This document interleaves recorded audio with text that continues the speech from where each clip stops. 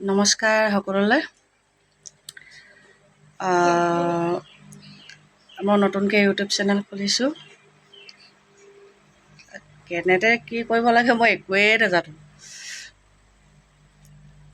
First video' বনাইছোঁ আৰু যোৱাকালি যিটো ভিডিঅ' দিছিলোঁ সেইটো মোৰ ল'ৰাই এডিটিং কৰি ল'ৰাই ইউটিউবত আপলোড কৰি দিছে। মানে আজিকালি ল'ৰা ছোৱালী ইমানেই টেনাৰ, শিকাবই নালাগে, সৰুৰ পৰাই চব জানে। আপোনালোকে চবে সহায় কৰিব মোৰ চেনেলটো আগুৱাই যাব।